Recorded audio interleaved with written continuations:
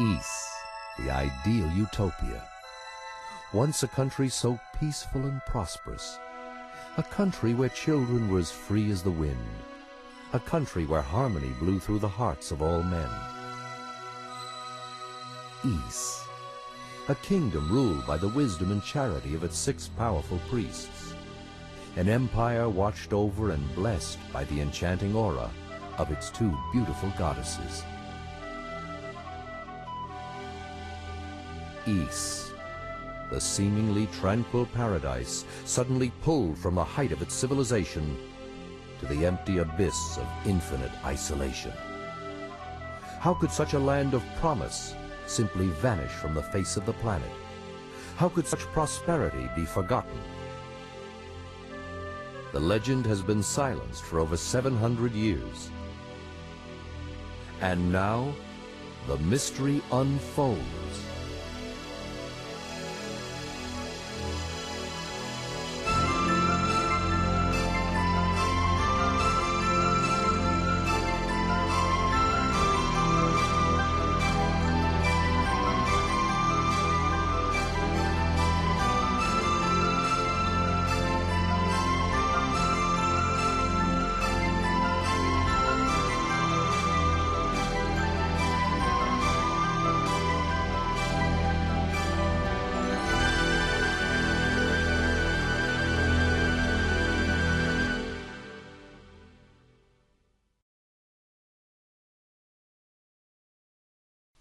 Hello, and welcome to Let's Play Ys Book 1 and 2.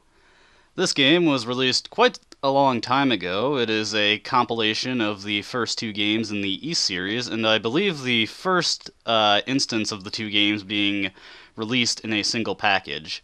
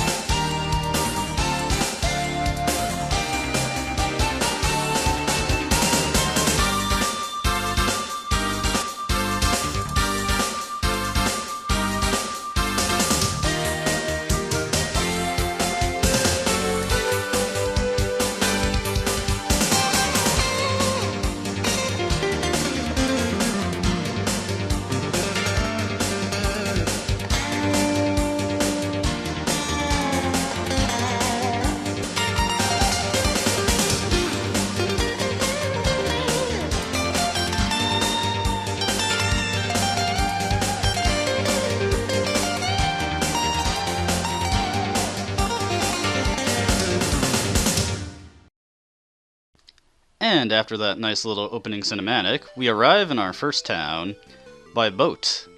Thankfully, by one that wasn't wrecked ashore. We are Edelchristian, and we have arrived with little more than the money we have and the clothes on our back. It looks like armor, but at the moment we actually do not have armor. This is actually something of a unique instance for Adol. In most other versions of this story, he ends up washed ashore in a shipwreck. And we have landed on the continent of Asteria. As soon as we leave the boat, we are accosted by this woman. Well, I am not one to look away from a chance to potentially know what's coming up in our adventure. Maybe a fortune would be nice. course, it looks like she's already decided on telling us what she wants to tell us.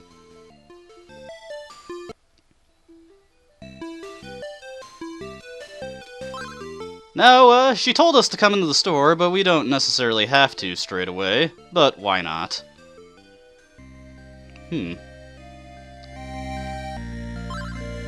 Well, that's quite a snap decision you made there. I only just got here. I don't even have any weapons to my name. I guess she knows that we have a little bit of money on us and tells us to go purchase what we need.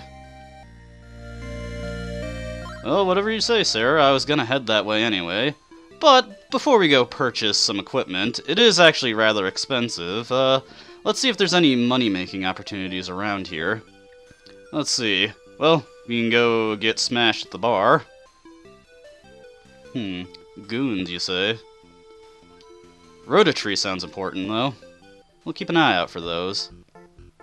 Now, let's see. Can't actually buy anything at the bar, but we can talk to the people there. Looks like there's a bit of a thief problem going on. What about you, Beardo? What do you guys say? Sure, why not? Aha, I knew it. I don't know, if it's really that rare, it would be a shame just to put it to waste like that. Yeah, why not? Oh, so it looks like Donis has lost his wife's ring. Well, we'll keep an eye out for that. I'm sure he'd be grateful if we found it for him. Any other places of interest here? What have you got to say? Yeah, tell me about it. But yeah, this game was released a long time ago, in 1990, I believe. It is for the TurboGrafx CD, an add-on console for the TurboGrafx 16. This seems like a little shop here. What do you got on sale? Hey, a ring. This is all the money I have, but I can't say no to some guy's problems like that, especially since it was such a thoughtful gift. Let's buy it and give it back to him. Don't know how this guy got it. Maybe he's a thief. Seems a little shifty there. Hey, Donis, I got your ring. Oh, hey! Looks like we broke even on that, and got enough experience to get a level up. So, if you ever see anyone with a request, you should fulfill it for them, because at the very least you might get some money and experience, and sometimes even better stuff. But with that extra bit of money, we won't have enough money to buy all the equipment I want, but it'll give us a bit of a buffer room and have us do less. So let's buy the sword. As you can see, that was 500, so that would have been half our money right there if I hadn't traded in the ring. Don't forget to equip your stuff. Just go into the equipment, move the cursor over, and bam, it's equipped. Suppose I should just make note of another interesting feature here, the speed feature. Right now the game is on slow, but we can set it to fast, and as you can see, we move twice as quickly, but so does everything else in the game. Now, for general exploration purposes, I'm going to keep it on fast, but I will be turning it to slow for boss fights, because, well, let's just say they're not exactly balanced for when you're on fast mode. Alright, 400 gold for the chain armor. And how much is the shield? 700? Ugh, a bit too much for me. Looks like we're gonna have to go out and get a bit of money. But how do we go about doing that, you say? Well, like any good RPG, we just go out and kill random monsters for it. But before we go out, let's just check out this. Some kind of clinic, a hospital. We can cure your wound, which heals you, but this is a pointless option. Whenever you're in a field area or a safe area, your health automatically regenerates. But this is free, so if you happen to be right by this place and you're low on health, I guess you can use this. You can also buy medicine, and that will go into your inventory, and when you use it, full heal, immediately. This is important because in places where, dungeon areas rather, we do not regenerate health, so that will be handy. Now we're on the field, and we can get into actual combat. And combat in this game is about as simple as it can get in an ARPG. You just run headfirst into the enemies and headbutt them to death. Now this is classic. But yes, this is what Ys 1 and 2 are most famous for, is its bumper car style combat. You just run into the enemies head first, and that kills them.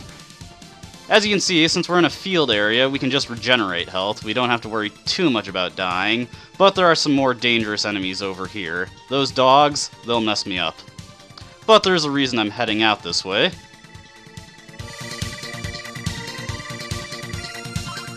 Hey, we got a golden vase, or vase.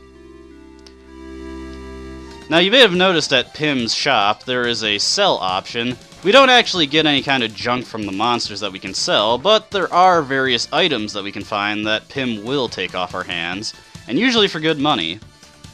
This golden vase in particular happens to be the most expensive thing he'll take. Nothing in the game, as far as I'm aware, actually tells you that it's there. I've talked to most of the NPCs, and some of them give you hints, but nobody I've talked to actually said anything about this. But 2,000 gold there, so that's pretty good. Just from killing enemies, though, I did get enough money for the small shield, but since we've got more money now, we can also pick up something extra. Note that it wasn't strictly necessary that I had to buy a sword. I could have just gone out and started slapping the enemies, but sword makes killing so much more effective. And you know what makes it even more effective is if we go out and buy a better sword. Longsword. And we're pretty decked out in equipment right now. Oh, I forgot to equip my armor. But everything is equipped now. And since we're fully equipped, we can go talk to Sarah and get on our way with this quest that she has for us. No, can't say I've heard of them.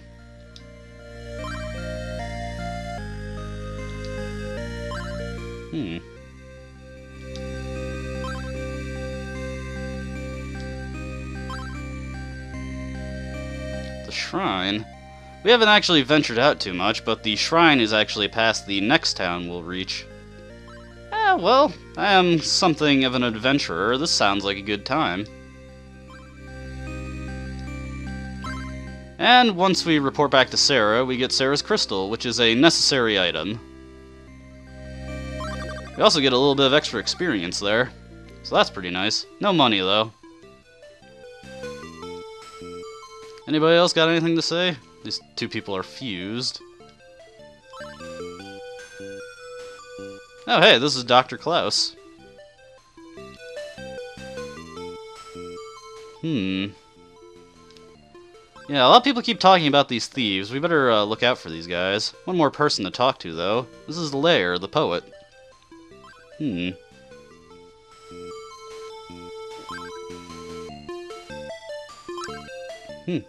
Hey, another person talking about something silver. There's been a lot of emphasis on silver equipment. That pawn shop guy, Pim, he was selling silver armor. We'll have to keep an eye out for silver stuff. It seems important. Now, while you're walking along your way, it's a good idea to take out any monsters that you run across. The added experience and extra money never hurts.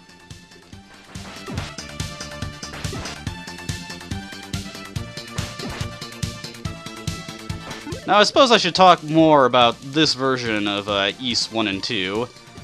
Like I said, as far as I'm aware, this is the first version that bundled the two games together. It was also released for the TurboGrafx CD, which was a rather obscure add-on to the rather obscure TurboGrafx 16 console. A console that I'm pretty convinced if you didn't happen to be a gaming enthusiast who was old enough to know about it at the time, then you've probably never heard of it.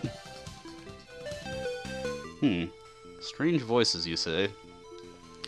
But the reason I'm choosing to play this version over, say, the Steam version of the game, Ys 1 and 2 Complete, is that, well, the thing is, no version of Ys 1 has ever really changed up the combat too much. It still has the run into enemies to kill them combat. And this version in particular I just find is pretty interesting because it's at an interesting point in gaming history. As you can see, this doesn't look any better than the average TurboGrafx 16 game, but because it's on the CD console, which is, as far as I'm aware, one of the first CD-based gaming consoles, it does a little extra, neat few extra things, such as the music, which I'm probably sure you've noticed so far.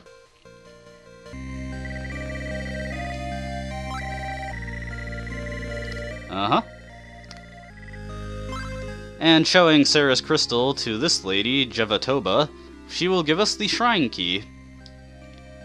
Which is important, because the shrine is the first dungeon that we can go to, and without the key, we wouldn't get very far in it. Before we head on out, let's just go into this house. This is the mayor.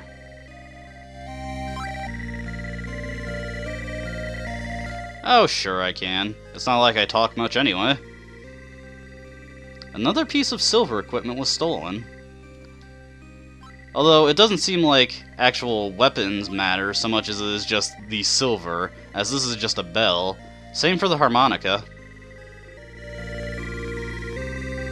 Looks like this bell is an important treasure to these people.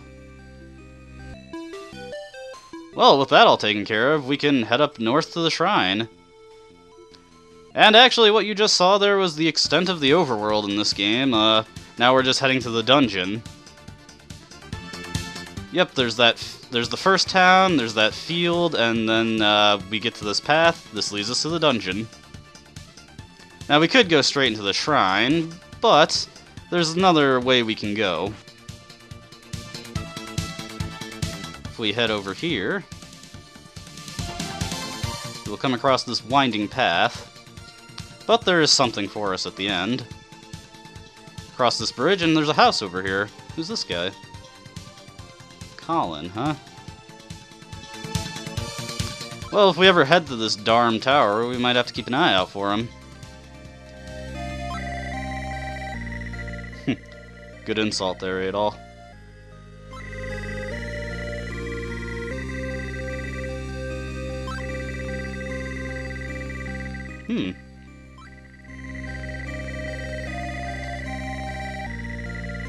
Looks like the thieves have been thiefed, if that's even a word.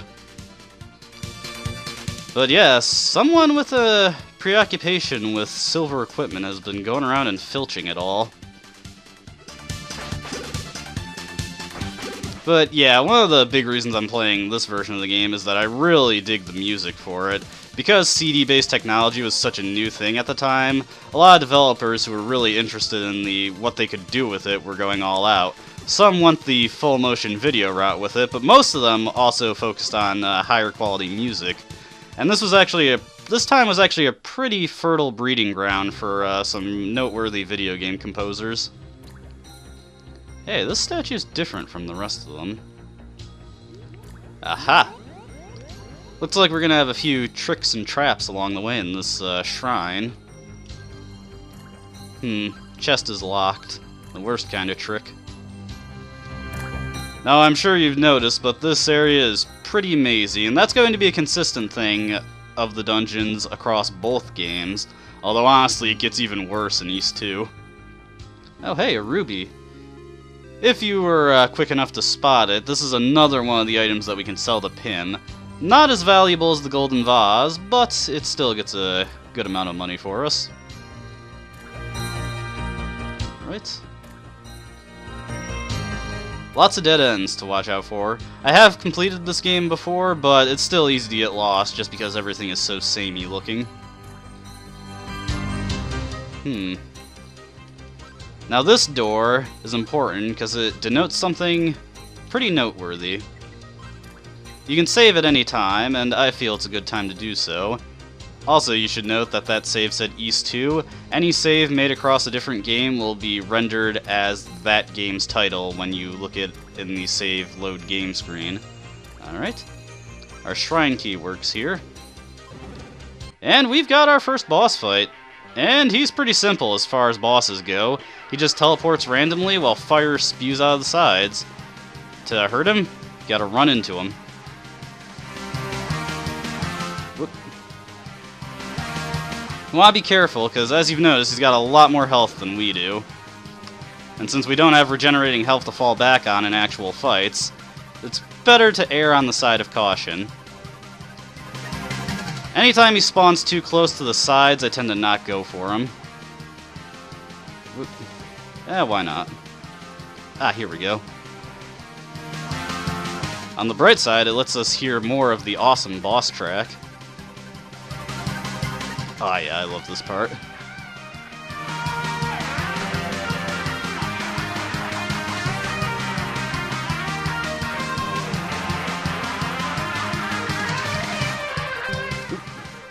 Yeah, as you can see, I'm not very good at fighting this guy just because he's around for so briefly. But one more hit on him and we will be done with this fight. Oop. As you can see, the hit detection can be a little wonky at times in this game. But this boss is far from the worst of it. And there we go. Easy peasy. For defeating bosses, you always get a substantial amount of experience. And he also opens the path to the next part of the shrine. The enemies here are a bit tougher, but nothing we can't handle, especially with the extra level ups we got from defeating that boss. As well, we get to hear another one of the standout tracks from this game. I enjoy hearing this one a lot.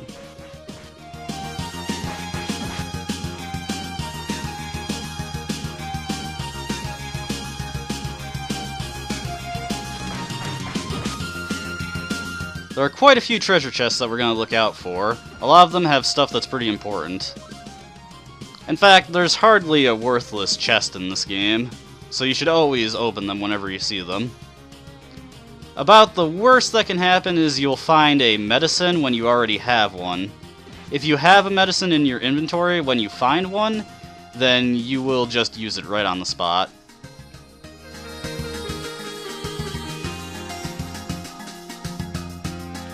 You know, I just forgot. I'm still on slow speed. Better turn it up a bit. Fortunately, these guys aren't too tough. But we're definitely going to want to do something about all these locked chests.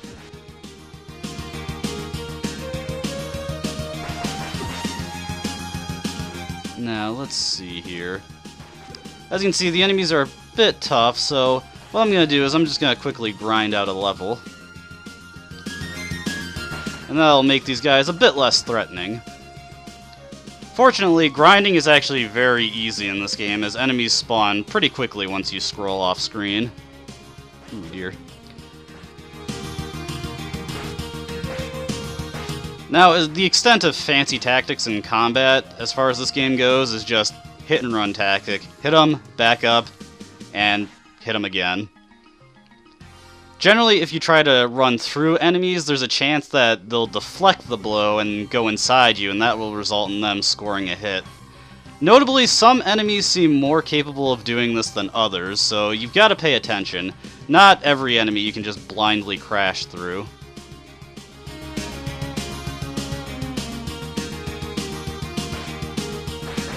Alright, one more and we should be good.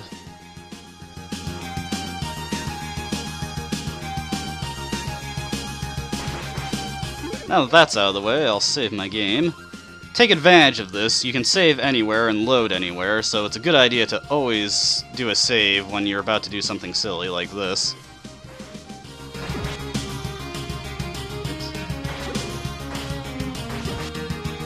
Get this guy out of the way. Ah.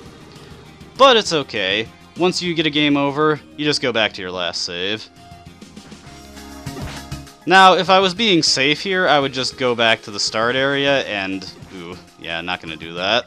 I would go back to the start area where I could regenerate my health and just do that. But it's not really necessary. I can defeat these guys.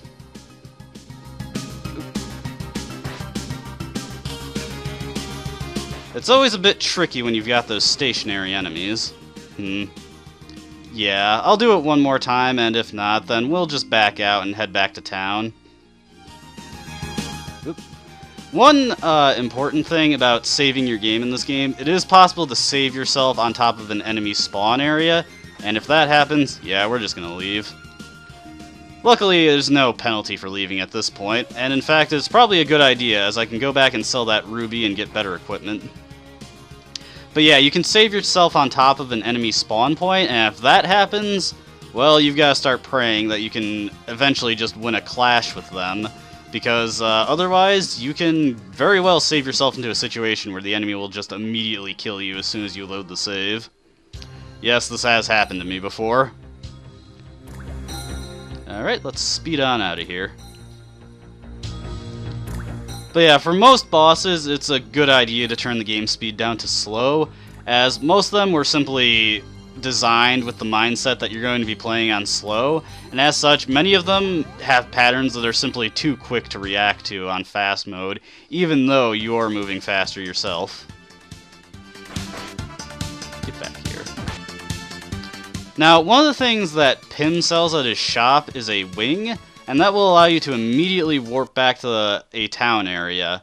However, the wing is ridiculously expensive. I think it's like 2,000 gold, and it's only a one-time use item, so if you use it, you have to go back and buy another one.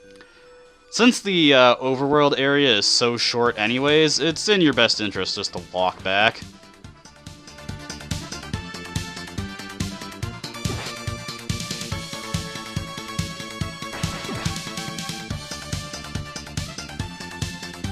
As you can see, it took me less than a minute, or roughly a minute, just to walk back from the shrine area back to town.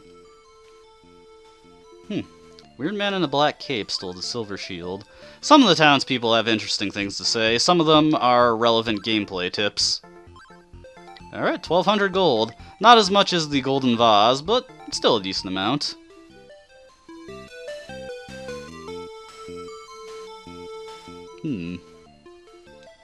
So the other village is named Zeptic. I believe this village's name is Meriba? I might be confusing that with a town from a Lunar game, though. Let's see. Generally, when upgrading equipment, I like to focus on getting armor first. Just because if I'm less likely to die in a clash, it means I can more blindly just charge through the enemy.